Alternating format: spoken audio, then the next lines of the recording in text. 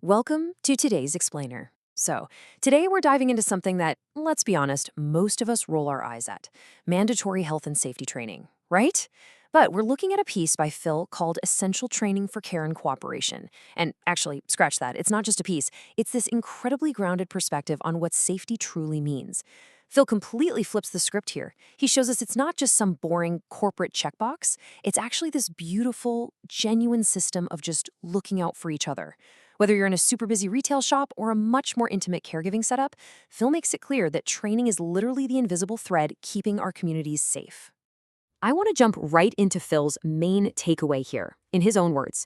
He says, I have to know the basics, so there's no accidents. Health and safety training is good for everyone. I mean, how refreshing is that? It sets this incredibly warm, personal tone for everything we're about to unpack. Phil doesn't see this training as a burden at all. For him, it's a fundamental responsibility. He gets that by just knowing the basics, he's actively stopping accidents in their tracks. He's laying down this baseline of care that protects him, his coworkers, and the everyday customers he sees. It's just a fantastic reminder of why preventing these things absolutely matters. Okay, let's dive into this a bit more. What Phil is really highlighting here is the universal need for this kind of training, right across the board. His writing brilliantly bridges two totally different worlds.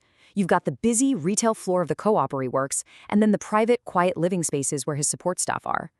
And by putting these two places side by side, it really hits home that safety isn't just for, say, heavy construction sites or factories.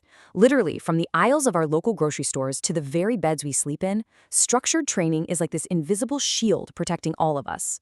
So building on that universal need, Phil actually breaks down the whole safety process into these super practical steps. Obviously, step one, the ultimate goal is always to prevent accidents before they even have a chance to happen. But what's really interesting is Phil specifically calls out the British Heart Foundation training. Now, why that one? Well, because it prepares regular, everyday people for everyday emergencies. I mean, think about it. How common is a simple trip or a fall? It happens all the time. But Phil points out that thanks to this exact training, if someone takes a tumble, the folks around them aren't just standing there panicked. They actually know what to do. It literally transforms bystanders into capable helpers. That's a real game changer. Let's zoom in specifically on Phil's own day-to-day experience for a second. We get this great little snapshot of his world doing his digital training right there at the co-op. Like so many modern workplaces, a ton of learning has moved onto screens, and retail workers like Phil are right in the thick of that digital landscape. He's got these mandatory modules he has to knock out to make sure he's totally up to speed on the store's protocols. And look, this isn't just about blindly clicking through to pass a quiz. It is absolutely crucial for translating that digital info into real-world awareness, especially on a bustling shop floor where a hazard can pop up in a split second. And the way Phil actually goes about doing this training is super telling. He does it on a tablet.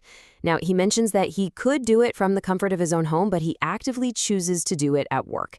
And honestly, he has two fantastic reasons for this. Number one, he gets paid for his time, which, let's be real, is exactly how workplace training should always be handled, for sure.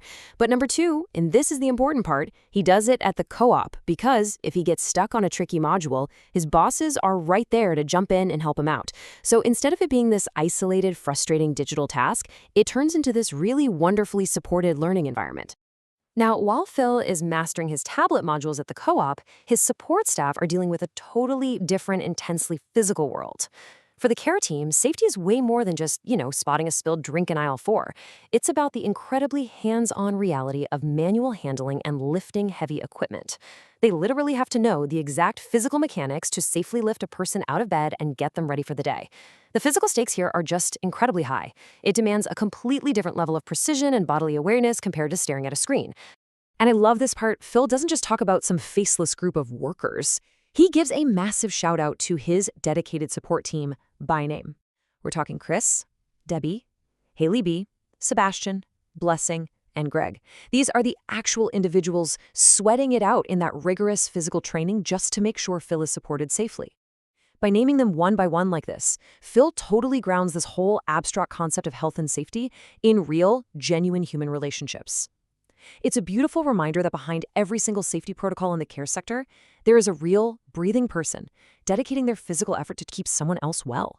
When you look at these two worlds side by side, the contrast is honestly striking. On one hand, you've got Phil's training. It's stationary, it's digital, and it's laser-focused on preventing store accidents using a tablet. But then on the flip side, you have the care staff training. This is highly dynamic, happening at a specific spot, the Colwyn Bay Training Center. Over there, Phil's team is training right alongside brand new nurses, getting the physical mechanics of manual handling down to an absolute science. It is just such a perfect comparison of how wildly different jobs require wildly different safety protocols. But at the end of the day, they are aiming for the exact same fundamental goal. So with all this intense compliance we've been talking about, the endless tablet modules, the heavy-duty manual handling alongside medical pros, it really begs the question, right? Is health and safety just this tedious, exhausting chore? I mean, I think most of us would immediately say, yes, definitely. We kind of default to seeing these requirements as just dry, bureaucratic hoops we have to jump through so we can get back to our actual work. But you know what? Phil has a slightly different and honestly better take on all of this. His observation of his staff is just fascinating. He casually notes, I think they have fun on their training. No way, right? Fun? But despite the heavy, demanding physical reality of learning to safely lift people, Phil sees that his team, Chris, Debbie, Haley B., the whole gang, they actually really enjoy their time at that Colwyn Bay Center. It injects this amazing sense of community and camaraderie into a topic that, let's face it, is usually dry as dust. They are learning how to physically care for others, and they are genuinely finding joy in figuring it out together. Because when you really strip away all the corporate manuals and the endless compliance checkboxes, safety is fundamentally about one thing: cooperation. Phil's whole story revolves completely around this idea of mutual support. Whether it's a busy manager at the co-op taking 5 minutes to help Phil untangle a tricky question on his tablet, or a care team at Colwyn Bay learning to perfectly sync up a manual lift, it all stems from the exact same human impulse. That deep-rooted impulse to help out, to support one another, and to just make sure the people around us are safe and sound. It turns out training truly is the foundation of care. It is so much more than just a list of rules. It's the actual structure that allows us to safely rely on each other every day. So, as you go about your week, I want you to ask yourself, who actually forms your invisible safety net? And how are you training yourself to be better at supporting the people who rely on you? Take a second to think about the Chris's, the Debbies, or the supportive bosses in your own life. Thanks so much for joining me for this explainer, and hey, keep looking out for each other.